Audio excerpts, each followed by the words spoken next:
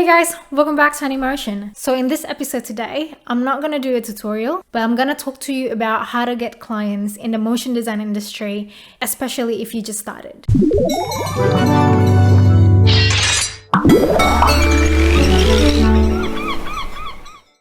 So just as a disclaimer, I have around 4 or 5 years experience and I work at an agency for around 4 years. And then earlier this year, I decided to go freelance full-time. So my experience as a full-time freelancer, it's only around 4 months.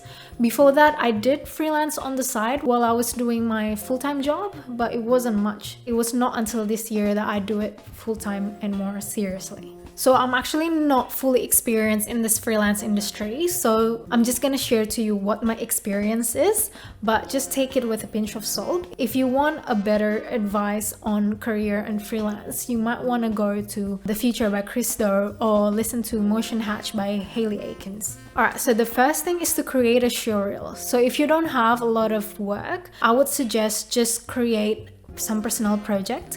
Just keep practicing, keep experimenting and creating. I usually would go online and kind of like collect a couple of different references, and then I would take bits and pieces from each of them and then kind of like create an animation that is of my own. It's okay to get inspired by other work because honestly, nothing's original. Everyone's inspired by everyone. So as long as you don't copy an artist's work, that is okay. There's not really a rule on how long your showreel should be, but honestly I would say keep it to around 1 minute or less.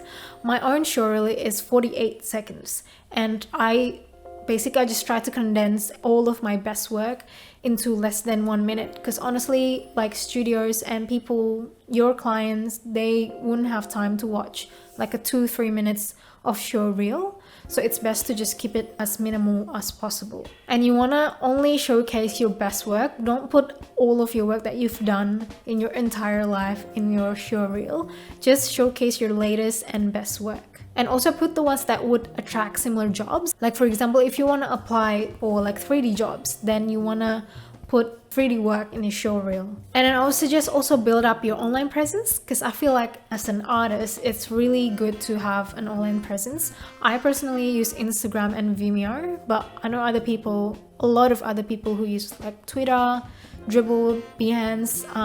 I don't use them personally, but you should look into it and see how it would work for you. For Instagram, I usually just post like shorter animation, like 5 to 10 seconds animation.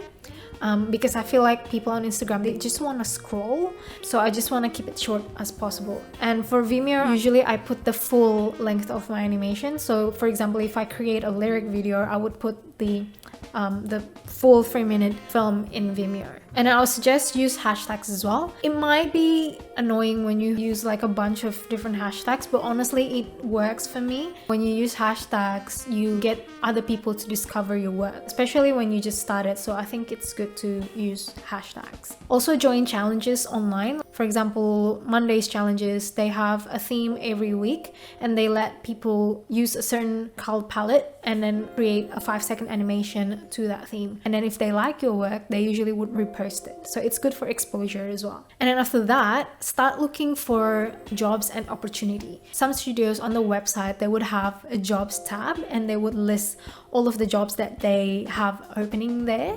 Sometimes it could be full-time job and sometimes it could be freelance. And then also join creative communities or groups. I personally got a lot of like smaller jobs from Facebook groups, and I'm gonna list a couple of Facebook groups that I like. They're mostly like Melbourne based because I'm based in Melbourne.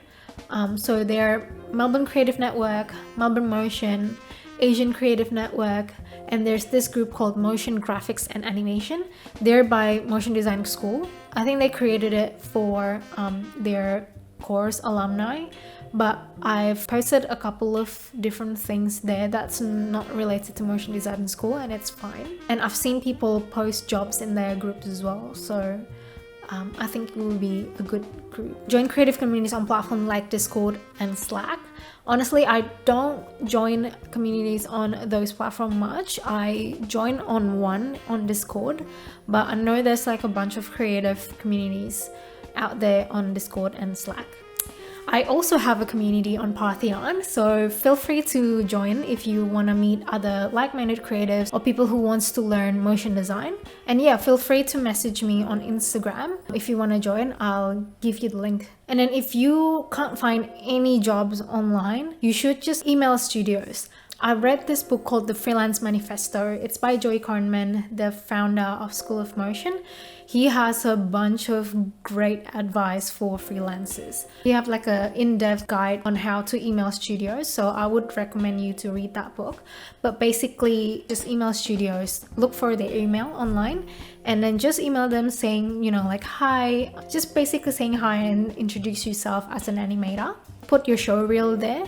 But one important thing is to not sound desperate. Don't ask for work and don't put pressure on them. Because honestly, a lot of people don't like it when you beg for work.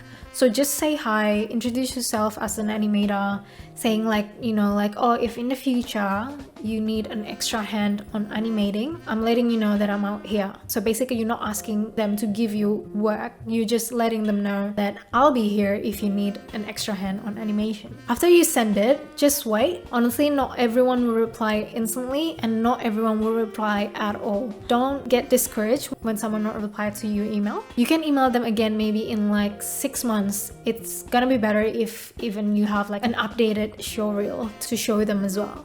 Email big studios like Bach, Ordinary Folk, dream big, but also don't forget to email the smaller studios. I emailed a lot of studios, but most of the jobs that I got are from smaller studios. Even though they're small, they actually still have like a bunch of like amazing jobs. So I got like a lot of like good experience working with smaller studios. And then set your rate. Some people set their rate hourly and some people do it daily. I do both. Honestly, I'm probably not the best person to tell you how to set your rate. So go to The Future by Crystal or Motion Hatch by Hayley Aikens. They talk a lot about like how to set your rate and how to deal with clients and stuff like that. But I'm gonna just share to you how I started and what I'm on right now. So I started with $25 per hour. And that was like 6-7 years ago when I was still an animation student. And I would do jobs like editing videos or other like simpler animation jobs. So it's more like for my own experience rather than earning money. I'm now on $60 per hour. I know some people might think that it will be a bit low for my experience since I have like 4 or 5 years experience.